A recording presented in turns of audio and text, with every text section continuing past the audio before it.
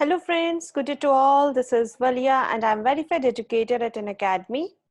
So friends, मैंने आप लोगों के लिए यूजीसी नेट के लिए एजुकेशन जो पार्ट पेपर 2 आपका कवर करता है, पेपर 2 एजुकेशन के लिए मैंने अपने ये वीडियो बनाई है जिसके अंदर आप लोगों के लिए रिसर्च एप्टीट्यूड मेरा स्टार्ट चल रहा है। रिसर्च एप्टीट्यूड में आज हम जो करेंगे हाइपोथेसिस करेंगे और अपनी प्रीवियस लेसन्स में मैंने काफ़ी एजुकेशन में रिसर्च एप्टीट्यूड से रिलेटेड मैंने काफ़ी पार्ट आप लोग को कवर करा दिया विद एमसीक्यूज। सो जो हमारा आज का लेसन है वो है हाइपोथेसिस। सो स्टार्ट करते हैं फिर हम आज का लेसन।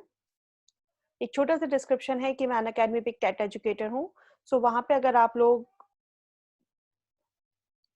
सर्च करना चाहें तो टेट कैटेगरी में जाके आप सर्च कर सकते हैं।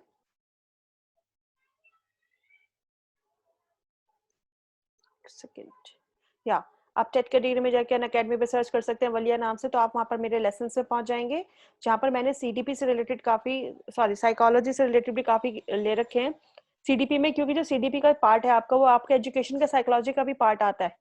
पियाजे, कॉलबर्ग्स, लर्निंग डिसेबिलिटीज, एनसीएफ वगैरह ये सब आपका साइकोलॉजी में भी आता है, तो ये सब चीज़ें आपके लिए काफ़ी इंपॉर्टेंट है। तो सीटेट और एजुकेशन के स्टूडेंट्स दोनों के लिए इंपॉर्टेंट है। अगर आप देखना चाहें तो इसके अंदर मैंने चाइल्ड डेवलपमेंट में concept of types of development, personality, intelligence, ये सब चीज़ें करा रखी हैं जो कि हमारे साइकोलॉजी का पार्ट कवर करता है। तो ये सब चीज़ें आप लोगों के लिए काफ़ी बेनिफिशियल होगी। यहाँ से आपकी काफ़ी अच्छी प्रैक्टिस हो जाएगी साइकोलॉजी के यूनिट की। So this is my referral code valia.anabia-8118। अगर आप अनअकैडमी पे प्लस कोर्स लेते हैं, प्लस कोर्स देखने के लिए आप जो रेफरल कोड लगाएंगे अगर आप ये वाला, तो आपको 10% ऑफ मिल जाएगा टेट कैटेगरी में, in not in NET category. So और अगर आपको स्पेशल क्लासेस में जाने के लिए, मेरे फ्री लेसन्स में जाने के लिए आपको इस कोड की जरूरत पड़ सकती है, तो आप ये रेफरल कोड मेरा यूज करके आप मेरी फ्री लेसन्स भी देख सकते हैं। सो फिर हम स्टार्ट करते हैं आज का लेसन। आज का लेसन है हमारा hypothesis. So we know that the hypothesis क्या होती है। हाइपोथेसिस जो हम अपने रिसर्च टॉपिक पर जब हम कोई भी डिसर्टेशन करते हैं, कोई भी रिसर्च प्रॉब्लम हम लेते हैं जिसके ऊपर हमें वर्क करना होता है, उसके लिए हम एक हाइपोथेसिस बनाते हैं।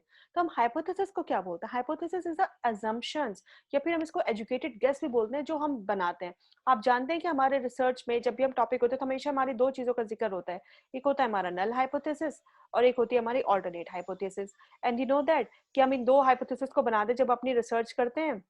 नल हाइपोथेसिस जिसको हमें रिजेक्ट करना होता है, और जो ऑल्टरनेट हाइपोथेसिस है इसको हमें एक्सेप्ट करना होता है अपनी रिसर्च में। अगर ये इसी तरह से नल हाइपोथेसिस आपकी रिजेक्ट हो जाती है और आपकी ऑल्टरनेट हाइपोथेसिस एक्सेप्ट हो जाती है, तो इट मींस जो आपकी रिसर्च है वो सिग्निफिकेंट है। लेकिन अगर इसका अपोजिट हो जाता है कि आपकी नल हाइपोथेसिस आपकी एक्सेप्ट हो जाती है और आपकी ऑल्टरनेट हाइपोथेसिस रिजेक्ट हो जाती है, तब आपकी रिसर्च सिग्निफिकेंट नहीं होती। तो इसलिए हाइपोथेसिस जो भी हम बनाते हैं, जो भी हम फ्रेम करते हैं अपने रिसर्च टॉपिक के लिए, वो बहुत इंपॉर्टेंट होती है। ठीक है, आगे पढ़ते हैं अब इसके बारे में वन बाय वन। हाइपोथेसिस जो होती है आपकी फॉर्मल स्टेटमेंट्स होती हैं जो कि रिगार्ड कर दिए एक्सपेक्टेड और प्रिडिक्टेड। मतलब आप अपनी स्टडी में किस चीज को प्रूव करना चाह रहे हो, आप किस तरह की नल हाइपोथेसिस बनाओगे जो कि आपके रिसर्च के एंड में जाके वो रिजेक्ट हो जाए, और आपकी ऑल्टरनेट हाइपोथेसिस जो आप बनाओगे वो आपकी एक्सेप्ट हो जाए। इस तरह से आपको अपनी हाइपोथेसिस को फ्रेम करना होता है। हाइपोथेसिस क्या होती है? रिलेशनशिप बिटवीन टू और मोर variables in a specific population, जिसके ऊपर जो आपकी एक टारगेट पॉपुलेशन है जिसके ऊपर आप रिसर्च करना चाह रहे हो, जो कि आपका एक सैंपल है, उसके बीच में रिलेशनशिप चेक करना उनके वेरिएबल्स के बीच में। They are derive from either the problem statement और द रिसर्च क्वेश्चन। जो हम हाइपोथेसिस बनाते हैं वो डिराइव किससे करते हैं? जो हमारी प्रॉब्लम होती है, अपनी प्रॉब्लम की स्टेटमेंट से या फिर रिसर्च की क्वेश्चन से। जैसे मैं अगर एक एग्जांपल लूं, तो आप लोग एक हाइपोथेसिस बना रहे हो, आपकी रिसर्च टॉपिक है कि आप अपने स्टूडेंट्स हैं, आपके यहाँ सेकेंडरी स्टूडेंट्स हैं, सेकेंडरी स्कूल के स्टूडेंट्स का आप आईसीटी का इफेक्ट चेक करना चाह रहे हो उनके एकेडमिक अचीवमेंट पे। क्योंकि अब जानते हैं जो सिचुएशन रही है हमारी, ये कोविड की सिचुएशन थी, इसमें आपने आईसीटी का इफेक्ट चेक किया एकेडमिक अचीवमेंट के बच्चों के ऊपर, कि बच्चों का एकेडमिक अचीवमेंट कैसा रहा, कि इस ड्यूरेशन में जो बच्चों ने आईसीटी के थ्रू पढ़ा है, टोटल ऑनलाइन क्लासेस ही चली हैं, ऑफलाइन क्लासेस नहीं चली हैं, बच्चे फिजिकली स्कूल में नहीं गए हैं। तो इसके लिए आपने हाइपोथेसिस बनाई। हाइपोथेसिस आपने ये बनाई क्योंकि आपको नल हाइपोथेसिस जो आप बनाएंगे वो आप ऐसी बनाएंगे जिसका आप रिजेक्ट कर सके। तो आप नल हाइपोथेसिस कैसे बनाएंगे कि इसका बहुत मतलब ये कि आपका जो आईसीटी, ये जो ऑनलाइन चीजें यूज हुई, इसका बहुत अच्छा इफेक्ट नहीं पड़ा हमारे एकेडमिक अचीवमेंट में। और जो आप ऑल्टरनेट हाइपोथेसिस वो बनाएंगे क्या बनाएंगे कि नहीं, it's a very good effect and it's a very good opportunity जो हमने इस ड्यूरेशन में ली, क्योंकि जो एक पेंडेमिक कंडीशन थी आपकी, इसमें आपने एक बहुत अच्छी opportunity the because of online classes हमारे बच्चों के बीच में मतलब एक टीचर स्टूडेंट के बीच में एक इंटरेक्शन भी रही है। कहीं न कहीं बच्चों के बीच में एक स्टडी का गैप नहीं आया है। वो बात अलग है कि बच्चे स्कूल नहीं गए हैं, लेकिन क्योंकि हमने जो अपनी अल्टरनेट हाइपोथेसिस बनाई वो इसी तरह से बनाएँगे कि वो हमारी फाइनली रिसर्च में एक्सेप्ट हो जाए। तो अब हमारी नल हाइपोथेसिस क्या बनी कि इसका इफेक्ट अच्छा नहीं था आईसीटी का, लेकिन हमारी अल्टरनेट हाइपोथेसिस हमने ये बनाई कि जो इफेक्ट था कि जो हमने ये ऑनलाइन क्लासेस का जो मोड चेक किया कि जो ऑनलाइन क्लासेस हमें लेनी चाहिए, हमने आईसीटी का यूज किया, इसका एक बहुत अच्छा एकेडमिक अचीवमेंट पड़ा कि बच्चों ने बहुत कुछ सीखा, बच्चों ने टेक्नोलॉजी को सीखा, बच्चों ने technology how to use in these conditions and how to बच्चे इन सब चीजों को लेके काफी कंपैटिबल हो गए कि किस तरह से इन सब चीजों को यूज करना चाहिए। कहीं न कहीं इसके आपने बहुत पॉजिटिव चीजें निकाली जब आपने अपनी रिसर्च की। तो फॉर रिसर्च करने के बाद क्या हुआ, जो क्योंकि आपने तो नल हाइपोथेसिस बनाई थी कि इसका इफेक्ट अच्छा नहीं है, तो फाइनली जब हमारा रिसर्च पूरी होगी तो हमारा निकल कर के आया रिजल्ट कि हमारी नल हाइपोथेसिस रिजेक्ट हो गई, क्योंकि हम जानते हैं कि आईसीटी का रिजल्ट बहुत अच्छा रहा है हमारा। तो आपकी नल हाइपोथेसिस हो गई रिजेक्ट और आपकी अल्टरनेट हाइपोथेसिस हो गई एक्सेप्ट। तो इस तरह से हमारी हाइपोथेसिस बनती है और इसी तरह से हम फ्रेम करते हैं अपने रिसर्च क्वेश्चन के अकॉर्डिंग। सो आई विश कि आपको अच्छे से क्लियर हो गया हो, समझ में आ गया हो। आगे जो मैं पढ़ाऊंगी उसमें आपको और चीजें अच्छे से क्लियर हो जाएंगी। Hypothesis is a specific statement of a prediction कि आप क्या चीज प्रिडिक्ट कर रहे हो। जैसे मैंने अभी बताया आपको एग्जांपल देके कि हम ये प्रिडिक्ट कर रहे हैं कि बच्चों पे अच्छा इफेक्ट नहीं पड़ा आईसीटी का, हमने ये प्रिडिक्ट किया। It describes in concrete terms what a researcher expects to happen in his study. अब मैं अपनी इस हाइपोथेसिस को लेके इसी बेसिस पे स्टडी करूंगी कि बच्चों पे बहुत सारे ऑप्शंस देखूंगी कि बच्चों के लिए क्या अच्छा रहा, बच्चों की हेल्थ पे क्या इफेक्ट पड़ा, बच्चों को क्योंकि देखा जैसे हमने अगर घर से बच्चों ने ऑनलाइन क्लासेस ली हैं तो उसमें क्या हुआ कि बच्चों को बहुत अर्ली मॉर्निंग नहीं उठना पड़ा, बच्चों ने घर पे आराम से पढ़ा, टीचर्स ने बहुत अच्छे से पढ़ा। इसमें क्या हुआ, पेरेंट्स का क्या फीडबैक मिलता है, इसमें हमें पेरेंट्स भी देख रहे हैं कि उनके स्कूल में जो बच्चे टीचर्स जो पढ़ा रहे हैं बच्चों को वो किस तरह से पढ़ा पा रहे हैं। कहीं ना कहीं इसके बहुत ज्यादा पॉजिटिव एडवांटेजेस हमें देखने को लिए मिले।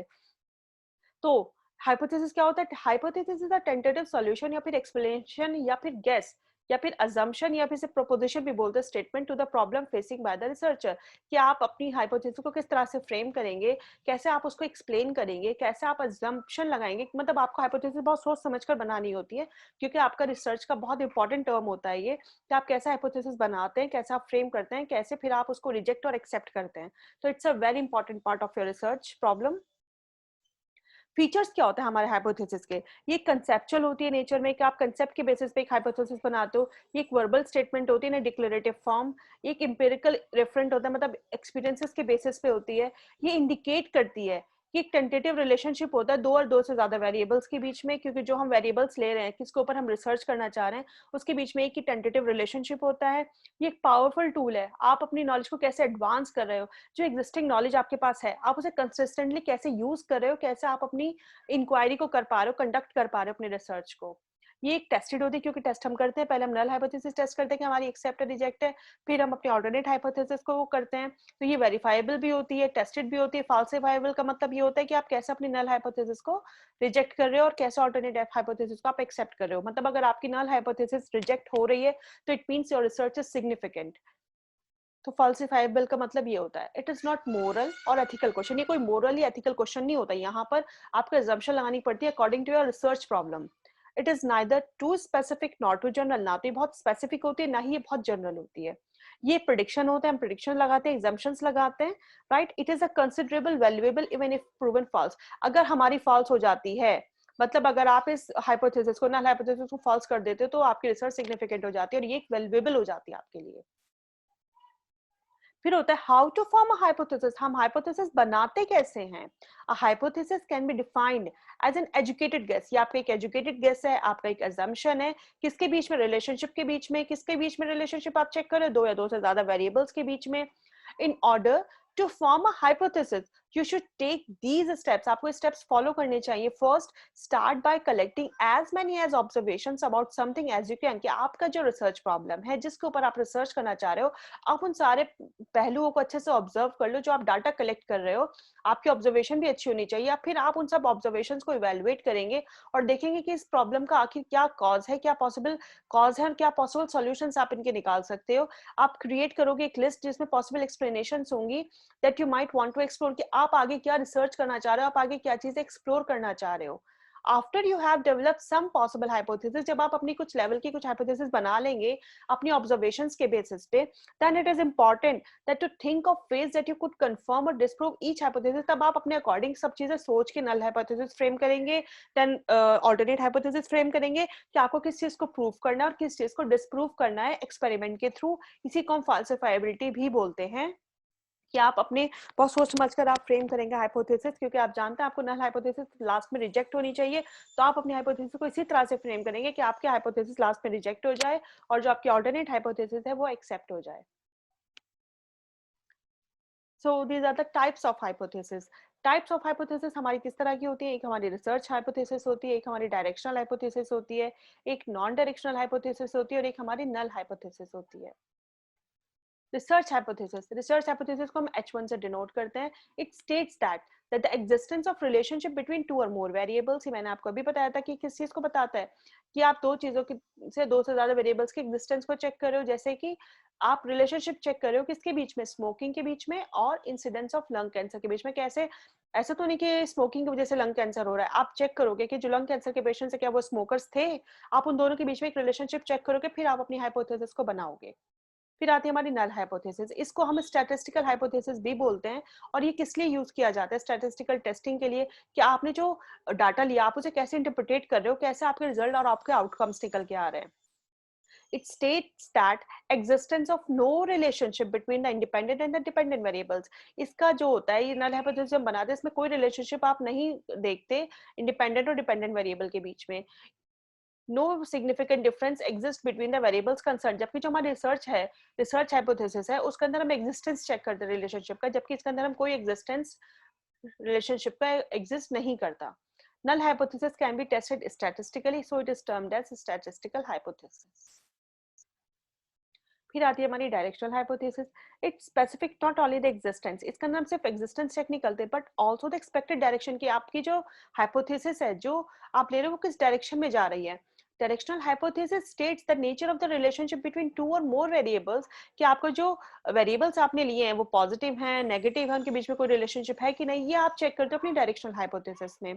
To express the direction of relationship between the variables, the direction terms are used to state the hypothesis, कि आपकी hypothesis जो है आपकी डायरेक्शन कैसे, आप पॉजिटिव ले रहे हो, नेगेटिव ले रहे हो, कम ले रहे हो, ज्यादा ले रहे हो, इंक्रीज ले रहे हो, डिक्रीज ले रहे हो, ग्रेटर है, हायर है, लोअर, ये सब चीजें उन चीजों को एक्सप्रेस करती है आपकी डायरेक्शनल हाइपोथेसिस। जैसे for example there is a positive relationship between years of nursing experience and job satisfaction, कि मतलब आपके जो इतना पीरियड रहा है आपकी जॉब का, इसमें आपको कितना जॉब सेटिस्फैक्शन है, कि आपने जो जॉब की वो अच्छी की, आपके अकॉर्डिंग थी, आपके एक्सपीरियंस के अकॉर्डिंग थी, और कैसा आपका एक्सपीरियंस रहा है। फिर आता है हमारा नॉन डायरेक्शनल हाइपोथेसिस। ये रिफ्लेक्ट करता है रिलेशनशिप बिटवीन टू और मोर variables but it does not specify the direction, क्योंकि नॉन डायरेक्शनल है तो इसलिए ये तो कोई भी डायरेक्शन को स्पेसिफाई नहीं करता, ना ही किसी रिलेशनशिप को डिफाइन करता है, जैसे कि पॉजिटिव और negative. It indicates the existence of relationship between the variables, ये सिर्फ इंडिकेट करता है एग्जिस्टेंस किसका, relationship between the variables. For example there is a relationship between years of nursing experiences and job satisfaction among the nurses, कि कितने साल उन्होंने nursing की जॉब की और कितना साल का उनको एक जॉब सेटिस्फेक्शन है कि हाँ ठीक है हमने इतने साल जॉब की और हमें एक बहुत अच्छा एक्सपीरियंस गेन किया है हम लोगों ने। सो ये था हमारा आज का लेसन एंड आई विश कि आपको अच्छे से समझ में आएगा। थोड़ा सा कॉम्प्लिकेटेड है, अगर आप वीडियोस को 2-3 बार देखेंगे तो आपको चीज अच्छे से क्लियर हो जाएंगी। मैं कोशिश कर रही हूँ कि आपको स्टेप बाय स्टेप ही पढ़ाया जाए रिसर्च एप्टीट्यूड, ताकि आप लोग को अच्छे से उसकी सब चीजें क्लियर आउट हो जाए। So thank you friends, stay blessed and enjoy learning. And आपको मेरा वीडियो पसंद है तो please like share and subscribe जरूर करिएगा। So thank you friends.